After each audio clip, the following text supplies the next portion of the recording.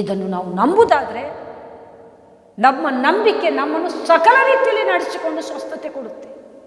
ನಂಬದೆ ಹೋದರೆ ಬುದ್ಧಿಯಿಂದಾಗಿ ನಾವು ಬುದ್ಧಿಹೀನ ಕೆಲಸ ಮಾಡಬಹುದು.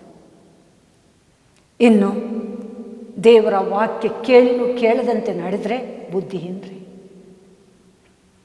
ಜ್ಞಾನೋಕ್ತಿ 15 ಹೇಳುತ್ತೆ, ತಂದೆಯ ಶಿಕ್ಷೆಯನ್ನು ತಿರಸ್ಕರಿಸುವುದು. ಜ್ಞಾನೋಕ್ತಿ 23:9 ವಿವೇಕವನ್ನು ತಿರಸ್ಕರಿಸುವುದು. ತಂದೆಯ ಶಿಕ್ಷೆಯನ್ನು ತಿರಸ್ಕರಿಸುವುದು. ಯಾರಾದರೂ ನಮ್ಮ ತಪ್ಪಿಗೆ ಶಿಕ್ಷೆ ಕೊಟ್ಟರೆ ತಂದೆ ತಾಯಿಗಳು, ಗುರುಗಳು, ಅದನ್ನು ತಿರಸ್ಕರಿಸಬೇಡ್ರಿ. ಅದರ ಬಗ್ಗೆ ಅನ್ಯಾಯವಾಗಿ ಮಾತಾಡಬೇಡ್ರಿ. ಒಂದು ಸಲ ನಮ್ಮ ಮಕ್ಕಳಿಗೆ ನಾನು ಪೆಟ್ಟು ಕೊಡಲಿಕ್ಕೆ ಹೋದೆ. ಆ ಮಕ್ಕಳು ಮನೆಯಲ್ಲಿ ಪೆಟ್ಟು ಕೊಟ್ಟರೆ ಅವುಗಳಿಗೆ ಅದು ತೀರಾ ನೋವಾಗ್ಬೋದಂತ ನಾನೊಂದು 10 ಬಸ್ಕಿ ತೆಗಿಲಿಕ್ಕೆ ಹೇಳಿದೆ. ಅವರು ಚಲ್ಲಾಟದಲ್ಲಿ ಒಂದು 50 ಬಸ್ಕಿ ತೆಗಿಲಿಕ್ಕೆ ಹೋದರು. ಖುಷಿ ಅವರಿಗೆ, ಇದಕ್ಕೂ ಇವರು ಬಗ್ಗಲ್ಲ ಎಂಬುದಾಗಿ ನಾನು ತಿಳ್ಕೊಂಡೆ. ಮನೆಯಲ್ಲಿ ಹೋಗಿ ಆ ಶಿಕ್ಷೆಯನ್ನು ತಿರಸ್ಕರಿಸಿ, ನನಗೆ ನೋವಾಗುತ್ತೆ, ಏನು ಕಾರಣ, ನಾಳೆ ಬಸ್ಕಿ ತೆಗೆಸಬಾರ್ದು, ನಾಳೆ ಬಸ್ಕಿ ತೆಗೆಸಿದ್ರೆ ಒದೇನೆ. ನೋವು ಕೊಡಲಿಕ್ಕೆ ಅವುಗಳಿಗೆ ಕಾರಣ ಏನು, ಅವುಗಳು ನೋವಿನಿಂದಾದ್ರೂ ಬುದ್ಧಿಗೆ ತಂದು ಆ ತಪ್ಪನ್ನು ಮಾಡಲ್ಲ ಎಂಬುದಾಗಿ. ಒಂದು ಶಿಸ್ತು, ಶೂ ಹಾಕೋದು, ಒಂದೊಂದು ದಿನ ಮನೆಯ ಚಪ್ಪಲಿಯನ್ನೇ ಹಾಕ್ಕೊಂಡು ಓಡಿ ಬರೋದು.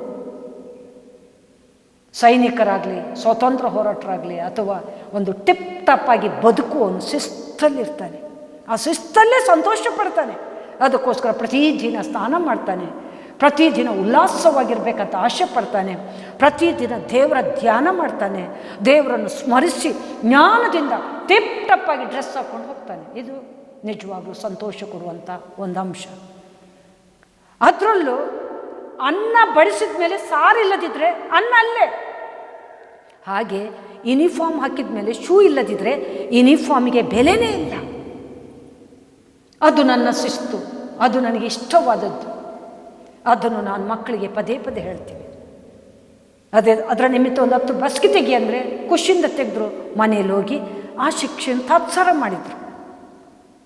ಆಮೇಲೆ ನಗುತ್ತಾ ಪೇರೆಂಟ್ಸ್ ಇದ್ದು ಫೋನ್ ಬಂತು. ಯಾಕೆ ನಗುವುದೆ ಅಂದರೆ ಅವ್ರು ಕೊಡಿಸಿಲ್ಲ ಪಾಪ.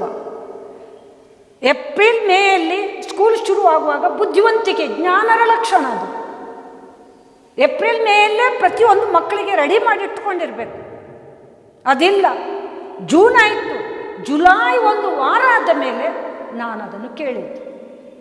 ಅಷ್ಟೊತ್ತೇನೋ ಕಷ್ಟ ಇದೆ, ಅಥವಾ ಕೊಡಿಸಲ್ಲ, ಅಥವಾ ನಾವು ಅವರಿಗೆ ದಯೆ ತೋರಿಸ್ಬೇಕೆಂಬುದಾಗಿ ಹೇಳಿದರೆ ಅದು ಇಲ್ಲದೆ ಕಟ್ಟ ಕಡೆಗೆ ಮಗುವಿಗೆ ಹೇಳಬೇಕಿತ್ತು, ಹೌದು ಕರೆಕ್ಟ್ ನಿನಗೆ ಪನಿಷ್ಮೆಂಟ್ ಕೊಟ್ಟಿದ್ದಾರೆ, ನಾನು ನಿನಗೆ ಕೊಡಿಸಿಲ್ಲ, ನಿನಗೆ ನೋವಾಗಿದೆ, ನಾನು ಕೊಡಿಸ್ತೇನೆ ಎಂಬುದಾಗಿ ಬುದ್ಧಿ ತೊಗೊಂಡಿದ್ರೆ ಏನಾಗ್ತಿಲ್ಲ, ನಗುತ್ತಾ. ಇವತ್ತೊಂದು ದಿವಸ ಸುಮ್ಮನಿರಿ, ನಿಮ್ಮ ನಗುವಿಗೆ ನಾನು ಸುಮ್ಮನೆ ಇರ್ತೇನೆ, ಆದರೆ ಇನ್ನೊಂದು ದಿವಸ ಬಿಡಲ್ಲ, ನೆಕ್ಸ್ಟ್ ಸೋಮವಾರ ಬಿಡಲ್ಲ ಅಂದರೆ ಬೇಗ ಶೂಗಳು ಬಂದಿದ್ದಾವೆ ಮಕ್ಕಳಿಗೆ. ಅದರಲ್ಲಿ ಖುಷಿಪಟ್ಟೆ. ಹೀಗೆ ತಂದೆಯ ಶಿಕ್ಷೆಯನ್ನು ಅಥವಾ ಗುರುಗಳ ಅಥವಾ ತಂದೆ ತಾಯಿಗಳ ಶಿಕ್ಷೆ, ಯಾರಾದರೂ ಬುದ್ಧಿವಾದಕ್ಕೆ ಅಥವಾ ತಪ್ಪು ಮಾಡಿದ್ದಕ್ಕೆ, ಹಠ ಮಾಡಿದ್ದಕ್ಕೆ ತಂದೆ ತಾಯಿಗಳು ಹೊಡೆದ್ರೆ ಊಟನೇ ಬೇಡ ಎಂಬುದಾಗಿ ಬಿಸಾಕೋದು ಅಥವಾ ನಿದ್ದೆ ಹೋಗಿ ಮಾಡೋದು, ಇದು ಮಕ್ಕಳ ಲಕ್ಷಣ. ಆವಾಗ 12 ಬಾರಿಸಿರಿ. ದೇವರ ವಾಕ್ಯ ಹೇಳ್ತಿದೆ, ಬೆತ್ತ ಬೆದರಿಕೆಗಳಿಂದ ಜ್ಞಾನೋದಯ. ಬೆತ್ತ ಬೆದರಿಕೆಗಳಿಲ್ಲದೆ ಭಯನೂ ಉತ್ಪತ್ತಿ ಆಗಲ್ಲ, ಜ್ಞಾನನೂ ಇಲ್ಲ. ಬೆತ್ತದಿಂದ ನಿನ್ನ ಮಗ ಸಾಯಲಾರ. ನಿನ್ನೆ ಒಂದು ಮಗು ಬಂದಿತ್ತು, ಅದೆಷ್ಟು ಕಟ್ಟಿಟ್ಟಾಗಿ ಭಯಭಕ್ತಿಯಲ್ಲಿ ಇತ್ತಂದರೆ, ನನಗೆ ನಿನ್ನೆ ನೋಡಿ ಅದರ ಪುಂಗು, ಅದರ ಒಂದು ಪ್ರೀತಿ ಮಾಡಿ ಅದನ್ನು ಹಾಳು ಮಾಡಿದ ರೀತಿ ನೋಡಿದ್ರೆ ಇದು ದೇವ ಮಗು ಅಲ್ಲ ಅಂತ ಮುಖದಲ್ಲೇ ಲಕ್ಷಣ ಕೊಡ್ತಾಯಿತ್ತು. ತಂದೆ ತಾಯಿಗಳು ಜಾಸ್ತಿ ಪ್ರೀತಿ ಮಾಡೋದು, ಜಾಸ್ತಿ ಹಚ್ಚಿಸ್ಕೊಳ್ಳೋದು ಮಕ್ಕಳನ್ನು ಹಾಳು ಮಾಡುವ ಲಕ್ಷಣ. Where are you?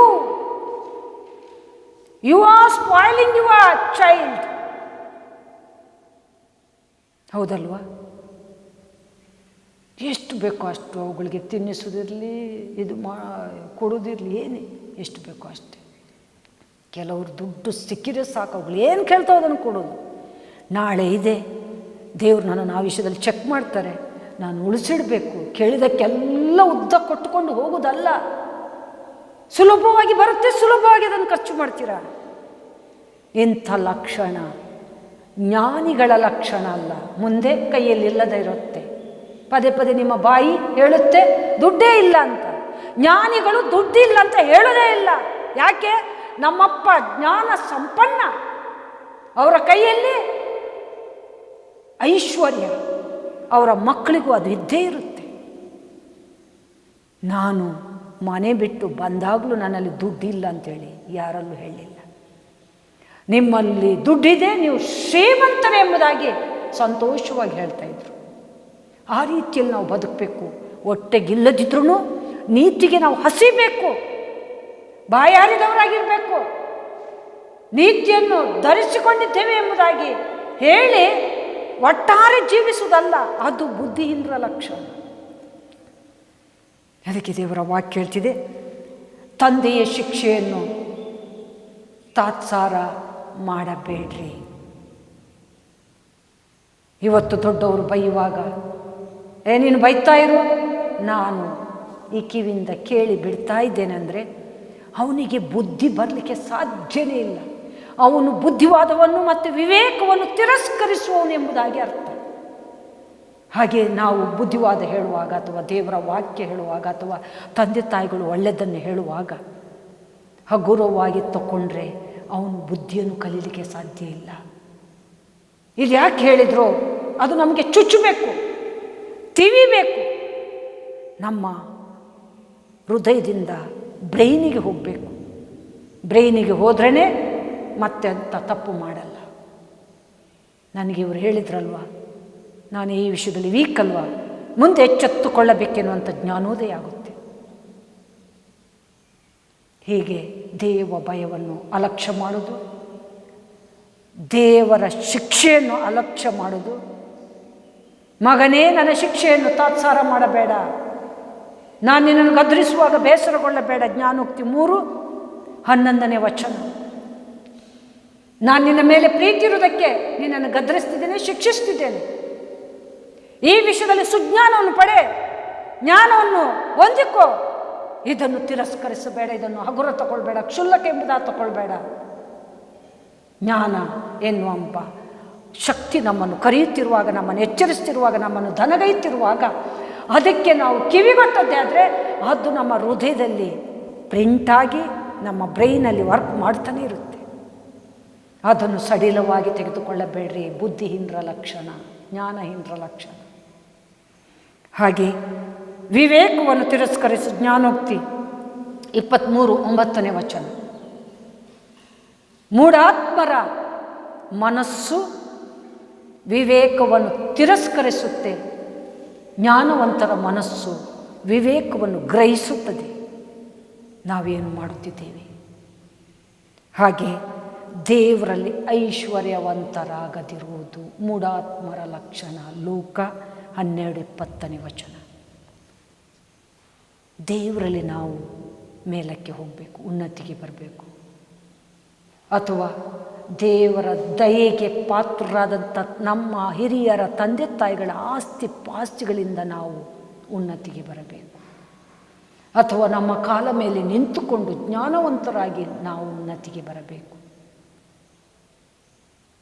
ಅದು ದೇವರಿಂದ ಬಂದ ಐಶ್ವರ್ಯ. ಅದು ನಮ್ಮಿಂದ ದೂರವಾಗಲ್ಲ, ಅದು ನಮ್ಮಿಂದ ತೆಗೆಯಲ್ಪಡಲ್ಲ. ಅದು ಮುಂದಿನ ಪೀಳಿಗೆಗೆ ಉಳಿಯುವಂಥದ್ದಾಗಿದೆ. ಅದು ಯಾರ ಪಾಲಾಗುವಂಥದ್ದಲ್ಲ, ಅಥವಾ ಬಲ್ಲಿದನ ಬಡವರ ಪಾಲಾಗುವಂಥದ್ದಲ್ಲ. ಅದು ದೇವರ ಮಹಿಮೆಗೋಸ್ಕರ ಉಳಿಯುವಂಥದ್ದಾಗಿದೆ. ದೇವರಲ್ಲಿ ಮೂಢಾತ್ಮ ಐಶ್ವರ್ಯವಂತನಾಗಲಿಕ್ಕೆ ಸಾಧ್ಯ ಇಲ್ಲಂತೆ.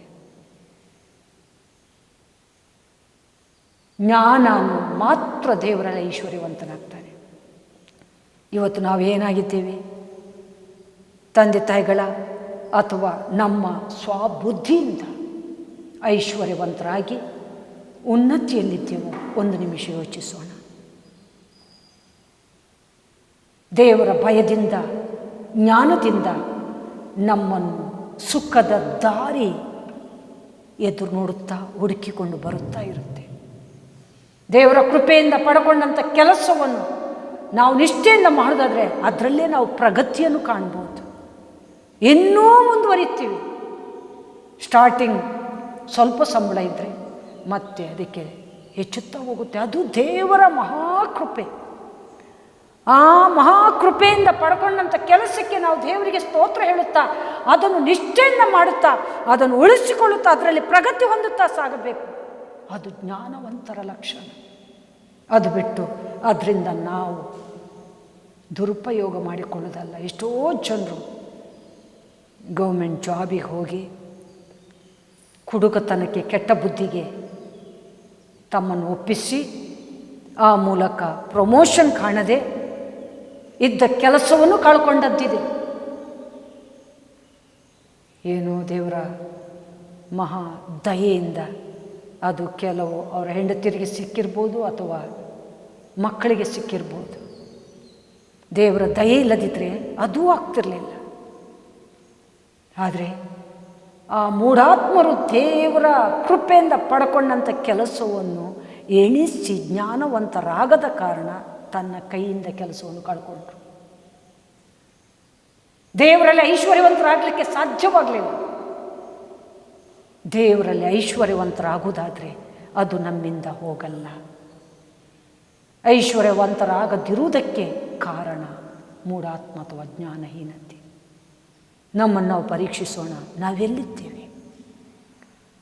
ದೇವರಿಂದ ಉನ್ನತಿಗೆ ಬಂದಿದ್ದೆವು ಅಥವಾ ದೇವರಿಂದ ಅಧೋಗತಿಗೆ ಹೋಗಿದ್ದೆವು?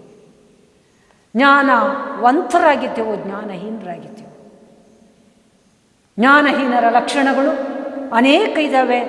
ದೇವರಿಲ್ಲ ಎಂಬುದಾಗಿ ದೇವರನ್ನು ಹಗುರ ಮಾಡುವಂಥದ್ದು, ತನ್ನ ಬುದ್ಧಿ ತಾವನಿಗೆ ಸರಿ ಎಂಬುದಾಗಿ ಭಾವಿಸಿಕೊಳ್ಳುವುದು, ಪಶುಗಳಂತೆ ಜೀವಿಸುವುದು, ಮೂರ್ಖತನವನ್ನು ಕಕ್ಕುತ್ತಾ ಇರುವುದು, ಯಾವ ಮಾತನ್ನಾದರೂ ನಂಬುವುದು, ತಿಳಿಯದೆ ಒಟ್ಟಾರೆ ಮಾತಾಡುವುದು, ಕೋಪವನ್ನು ಎದೆಯಲ್ಲಿಟ್ಟುಕೊಳ್ಳುವುದು, ಇತರರಿಗೆ ಕೇಡು ಮಾಡ್ತಾ ಇರೋದು, ಕೇಡನ್ನು ಮಾಡಲಿಕ್ಕೆ ಮುಂದೆ ಸಾಗ್ತಾ ಇರೋದು, ಹಾಗೆ ಪದೇ ಪದೇ ತಪ್ಪು ಮಾಡಿ ಜಗಳಕ್ಕೆ ಮೂಲವಾಗುವಂಥದ್ದು, ಸೊಕ್ಕೇರಿ ದೇವ ಭಯವನ್ನು ಲಕ್ಷ್ಯಕ್ಕೆ ತಾರದಿರುವುದು, ದೇವರ ವಾಕ್ಯವನ್ನು ಕೇಳಿಯೂ ದೇವರ ವಾಕ್ಯದ ಪ್ರಕಾರ ನಡೆಯದಿರುವುದು, ವಿವೇಕವನ್ನು ತಿರಸ್ಕರಿಸುವುದು, ದೇವರ ಶಿಕ್ಷೆಯನ್ನು ತಿರಸ್ಕರಿಸುವುದು, ದೇವರಲ್ಲಿ ಐಶ್ವರ್ಯವಂತರಾಗದೆ ಬದುಕುವುದು. ಇದು ಮೂಢಾತ್ಮರ ಲಕ್ಷಣ. ಮೂಢಾತ್ಮರು ಸಮೇತ ಎಷ್ಟೋ ಜನ ಒಳ್ಳೆಯದಾಗಿದ್ದಾರೆ. ಇದ್ಯಾಕೆ ನೀವು ಹೇಳುತ್ತೀರಿ ಎಂಬುದಾಗಿ ಹೇಳಿದ್ದೆ. ಆದರೆ ನಾವೀಗಾಗಲೇ ಕೀರ್ತನೆ 49ರಲ್ಲಿ ಓದಿದೆವು, ಮೂಢಾತ್ಮರು ಪಶುಗಳಂತೆ ಸಾಯುತ್ತಾರೆ, ಅವರ ಹೆಸರೇ ನೆನಪಿಲ್ಲದೆ ಹೋಗುತ್ತೆ. ಜ್ಞಾನಿಗಳ ಹೆಸರುಗಳು ಅಚ್ಚಳಿಯದೆ ಉಳಿತಿದೆ. ಅವರು ಸತ್ರುನು ಅವರ ನೆನಪುಗಳನ್ನು ಮಾಡಿ ಮಾಡಿ ಮಾಡಿ ಅವರ ಮಾತೃ ಜೀವಿತವನ್ನು ಅನುಸರಿಸುತ್ತಾರೆ. ಅದಕ್ಕೋಸ್ಕರ ಆದರೂ ನಾವು ದೊಡ್ಡ ಸಾಕ್ಷಿಗಳಾಗಬೇಕು. ಅವರಿಗೂ ನಮಗಿರುವಂಥ ತಾರತಮ್ಯ ಅದೇ. ಆದ್ದರಿಂದ ಮೂಢರ ಮಾರ್ಗ, ಮೂಢರ ಲಕ್ಷಣ ಏನು ಎಂಬುದಾಗಿ ನಾವು ತಿಳ್ಕೊಂಡೆವು. ಈಗ ಮೂಢರಿಗೆ ಅಥವಾ ಮೂಢತ್ವಕ್ಕೆ ಅಥವಾ ಜ್ಞಾನಹೀನತೆಗೆ ಪರಿಹಾರ ಯಾವುದು? ಇದು ಪ್ರಾಮುಖ್ಯವಾದಂಥ ವಿಷಯ. ನಮ್ಮಲ್ಲೂ ಜ್ಞಾನ ಇಲ್ಲ, ನಾವು ಮತಿಹೀನರೇ. ಅದಕ್ಕೆ ಪರಿಹಾರಗಳೇನು? ಇದನ್ನು ನಾವು ನೋಡುವಾಗ ದೇವರ ವಾಕ್ಯ ಹೇಳುತ್ತಿದೆ, ದೇವ ಭಯನೇ ಜ್ಞಾನಕ್ಕೆ ಮೂಲ. ದೇವರ ಭಯನೇ ತಿಳುವಳಿಕೆಗೆ ಮೂಲ. ಜ್ಞಾನೋಕ್ತಿ 1:7, ಜ್ಞಾನೋಕ್ತಿ 9:10. ದೇವರ ಭಯನೇ ಜ್ಞಾನಕ್ಕೆ ಮೂಲ. ದುಷ್ಟತನವನ್ನು ಬಿಟ್ಟು ಬಿಡದೆ ವಿವೇಕ. ದೇವರಿಗೆ ಹೆಚ್ಚೆಚ್ಚಾಗಿ ಭಯಪಡೋದಾದರೆ ನಮಗೆ ಜ್ಞಾನ ಒದಗುತ್ತೆ. ಜ್ಞಾನದಿಂದ ಇಡೀ ವಿಶ್ವವನ್ನೇ ನಾವು ಗೆಲ್ಬೋದು. ನಮ್ಮ ಕುಟುಂಬವನ್ನು, ನಮ್ಮ ಸಮಾಜವನ್ನು, ನಮ್ಮ ಪರಿಸರವನ್ನು ಜ್ಞಾನದಿಂದ ಸುಂದರವಾಗಿ ಕಟ್ಟಬಹುದು. ಜ್ಞಾನವಂತೆ 7 ಕಂಬಗಳನ್ನು ಕಡಿದು ತನ್ನ ಮನೆಯನ್ನು ಕಟ್ಟಿಕೊಂಡಿದ್ದಾಳೆ. ಆ 7 ಕಂಬಗಳು ಯಾವುದು? ಪರಿಶುದ್ಧತೆ, ಸಮಾಧಾನ, ವಿನಯ, ಸಂತೋಷವಾಗಿ ಒಪ್ಪಿಕೊಳ್ಳುವಂಥದ್ದು, ಕಪಟ ಇಲ್ಲ, ಚಂಚಲ ಇಲ್ಲ, ಒಳ್ಳೆಯದನ್ನು ತೋರಿಸುತ್ತಾ ಇರುವುದು, ಒಳ್ಳೆಯದರಿಂದ ಒಳ್ಳೆಯ ಫಲಗಳಿಂದ ಅಲಂಕರಿಸಿಕೊಳ್ಳುತ್ತಾ ಇರುವುದು. ಇದು ಜ್ಞಾನವೆಂಬಾಕೆಯ 7 ಕಂಬಗಳು. ಇದನ್ನು ನಾವು ಪಾಲಿಸುವಾಗ ದೇವ ಭಯ ನಮ್ಮಲ್ಲಿರುತ್ತೆ.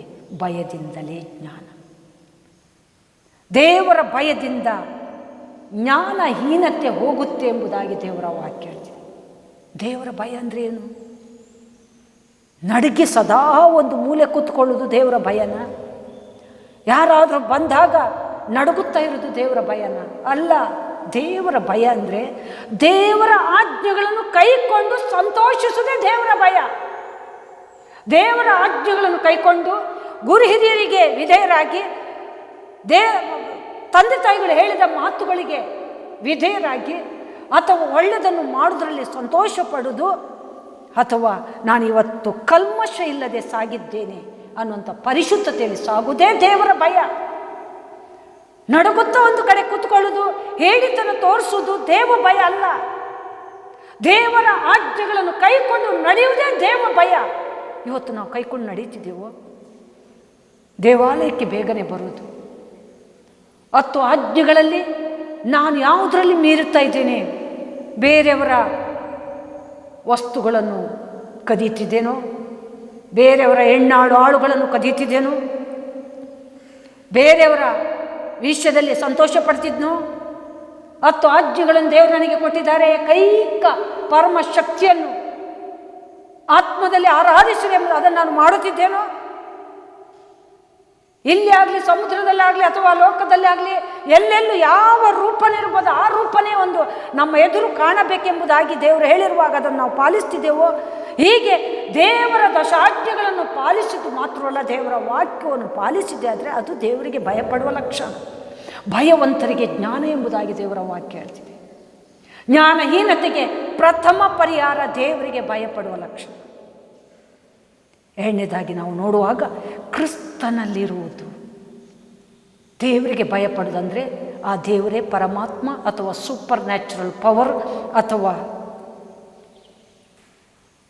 ಯೆಹೋವ ಭಗವಂತ, ಅವರಿಗೆ ಭಯಪಡುವಾಗ ನಮಗೆ ಜ್ಞಾನ.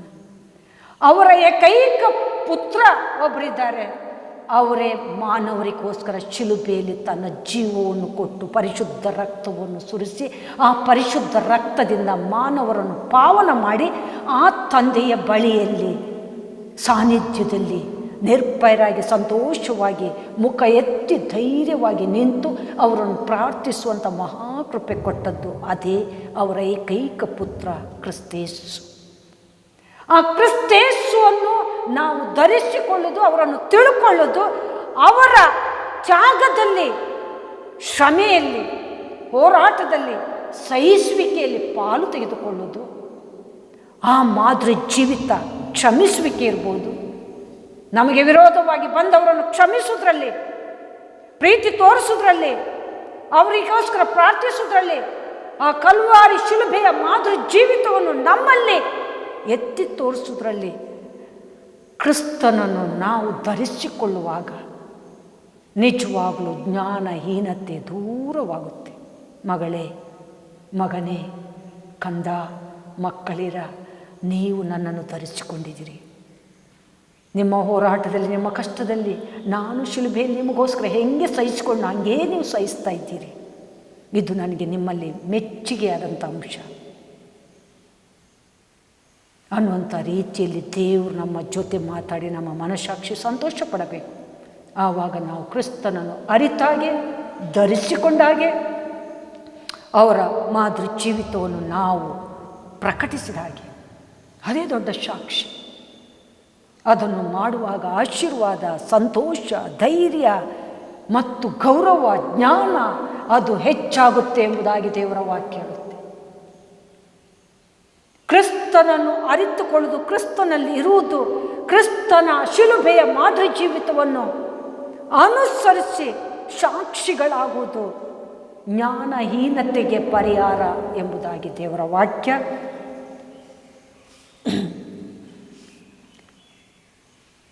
1 ಕೊರಿಂಥ 1:30 ವಚನದಲ್ಲಿ ಹೇಳುತ್ತೆ.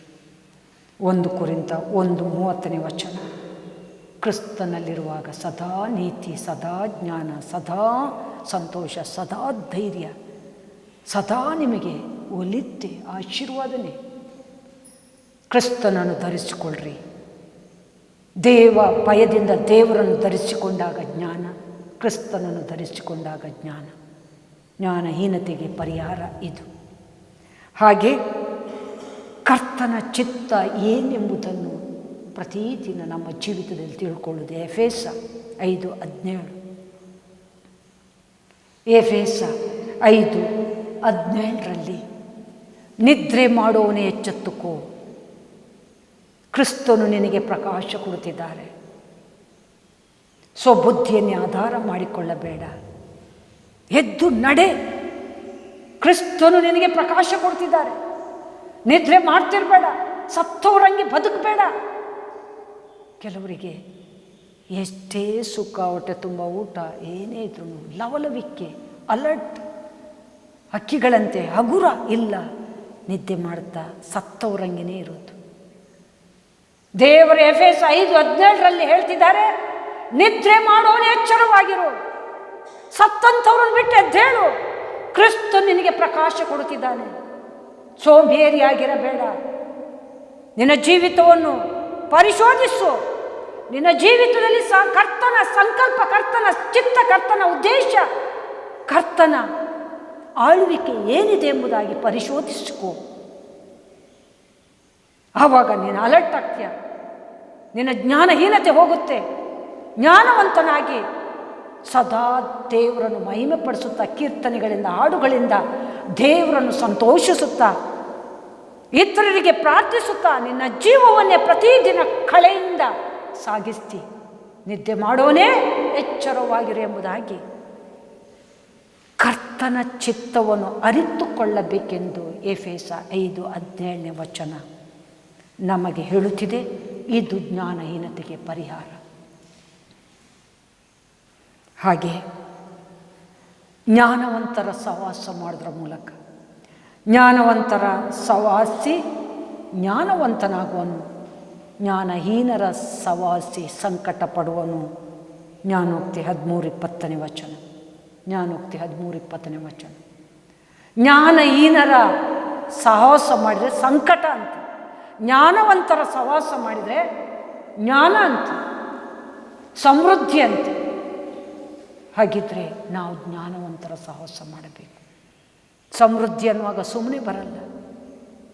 ನಾನು ನನ್ನ ಜೀವಿತವನ್ನು ಪರೀಕ್ಷಿಸುವಾಗ ಸ್ಟಾರ್ಟಿಂಗ್ ನನಗೆ ಅನೇಕರು ಸಹಾಯ ಮಾಡಲಿಕ್ಕೆ ಮುಂದೆ ಬಂದರು. ಒಬ್ಬರದು ನಾನು ತಗೊಳ್ಳಿಕ್ಕೆ ಇಷ್ಟಪಟ್ಟಿಲ್ಲ. ಏನೋ ಹೊಟ್ಟೆಗೊಂದು ಊಟ ಬೇಕು ಎಂಬುದಾಗಿ ಆಶಿಸ್ತಿದ್ದೆ ಹೊರತು ಬಿಲ್ಕುಲ್ ತಗೊಳ್ತಿರಲಿಲ್ಲ. ಅದನ್ನು ಹೊಟ್ಟೆಗೆ ಊಟನೂ ಅಷ್ಟೇ ಕೇಳಿ ಕಾಡಿ ಬೇಡಿ ತಿಂತಿರಲಿಲ್ಲ. ದೇವರ ಮಹಾಕೃಪೆಯಿಂದ ಉಚಿತಾರ್ಥವಾಗಿ ತಿಂತಾ ಇದ್ದೆ. ಭಯ ಭಕ್ತಿಯಿಂದ ಗೌರವದಿಂದ ಅದನ್ನು ಉಣ್ಣುತ್ತಿದ್ದೆ. ಹಾಗೆ ಸಮೃದ್ಧಿ ಹತ್ರ ಬರುವಾಗ ಅನೇಕರು ಕೊಡುತ್ತೇನೆ ಎಂಬುದಾಗಿ ಮುಂದೆ ಬಂದನು. ಅದು ನನಗೆ ಬೇಕಾಗಿಲ್ಲ. ನಾನು ದೇವರಿಂದ ಉದ್ಧಾರವಾದದ್ದು ಎಂಬುದಾಗಿ ತಿಳ್ಕೊಳ್ಳೋದಕ್ಕೋಸ್ಕರ ನೀತಿ ಕ್ರಿಯೆಗಳನ್ನು, ಒಳ್ಳೆಯದನ್ನು ಮತ್ತು ನನ್ನಲ್ಲಿರುವುದನ್ನು ಕೊಡುತ್ತಾ ನನ್ನ ಬೊಕ್ಕಸವನ್ನು ತುಂಬಿಸಲಿಕ್ಕೆ ಟ್ರೈ ಮಾಡಿದೆ. ಅನೇಕರಿಗೆ ಸ್ಕೂಲಲ್ಲೂ ದಯೆ ತೋರಿಸಿದೆ. ಇವತ್ತು ಹೆಮ್ಮರವಾಗಿ ಸಮೃದ್ಧಿಯಲ್ಲಿದ್ದೇನೆ ಅಂದರೆ ನಾನು ಕಾಡಿ ಬೇಡಿ ಪಡ್ಕೊಂಡಂಥ ಸ್ವರ ಅಲ್ಲ, ಸತ್ಯವಾದಂಥ ಒಂದು ಗುಪ್ತ ಸಂಗತಿ. ಒಳ್ಳೆಯದನ್ನು ಮಾಡಿ, ಒಳ್ಳೆಯದನ್ನು ಚೆಲ್ಲಿ, ಒಳ್ಳೆಯದರಲ್ಲಿ ಸಮೃದ್ಧಿಯನ್ನು ಕಂಡೆ. ಅದಕ್ಕೋಸ್ಕರ ನಾವು ಒಳ್ಳೆಯದನ್ನು ಮಾಡೋಣ. ಒಳ್ಳೆಯದನ್ನು ಮಾಡುವಾಗ ನನಗೆ ಅನೇಕ ಅವಮಾನ ಬಂದಿತ್ತು.